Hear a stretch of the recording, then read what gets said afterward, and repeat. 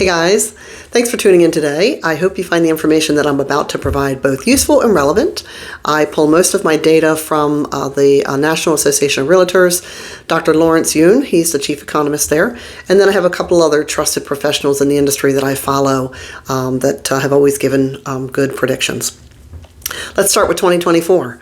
We had many challenges, some that were a continuance from previous years, a severe lack of inventory. That has been growing for many, many years. We also had lack of home construction, new construction versus demand, and we had generationally high interest rates. Starting around 8%, hovered around 7%, up and down a little bit throughout the year.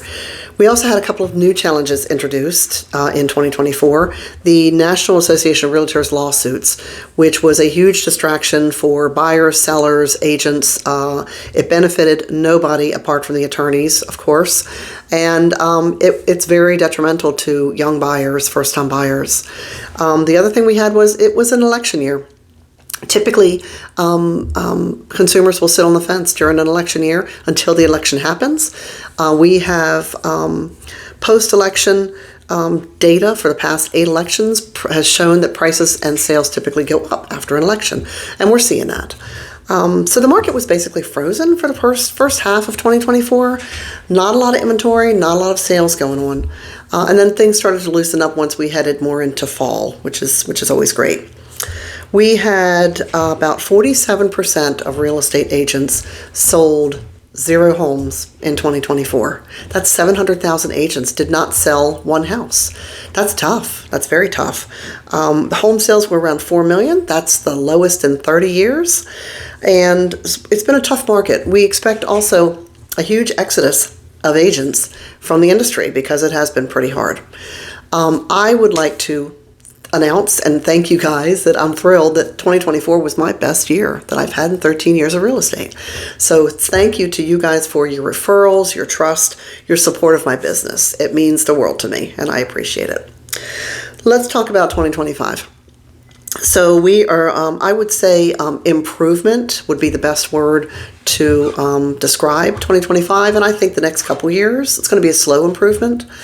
They're expecting about 5 million in home sales, interest rates to hover somewhere around 6%. We might see 5.8, we might see 6.3, but it's probably going to hover around there. We've got home sellers that have been sitting, they're calling it the pent-up demand of buyers and sellers that have been kind of sitting on the sidelines waiting to see what's going to happen with interest rates, to see if it becomes more affordable. I think we'll see that start to loosen up. These home sellers have been sitting on an interest, on a mortgage interest rate of, 3%, 2.5%. If they didn't have to move, they weren't moving for a 7-8% mortgage. So, but history shows people like to move, right? They like to move. They need to move. If they have a bigger family, whatever life happens, they tend to move every 7 to 10 years. So we have kind of that pent-up demand of people that haven't been moving. That's going to create more inventory, but those home sellers are also home buyers, right? So we'll see. Like I said, it's going to take a while for that to balance out. 70% of buyers abandoned their home search in 2024 because it was unaffordable. So let's hope that our new administration can put the policies into place that can bring those rates down. We're not going to see 3 and 4%. We're just not going to see that again. But if we can get it closer to 5.5, somewhere in there, 5, that would be a huge benefit to a lot of buyers and sellers. Home ownership, the American dream, it's still the American dream, right? And there's a lot of benefits to our culture and our country for home ownership.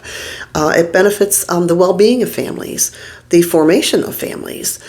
Children perform better in school when they're from a stable home that is a home that is owned. So there's a lot of benefits that are proven. And we don't want to be a nation of renters, right? So we want to be able to have home ownership affordable for all buyers.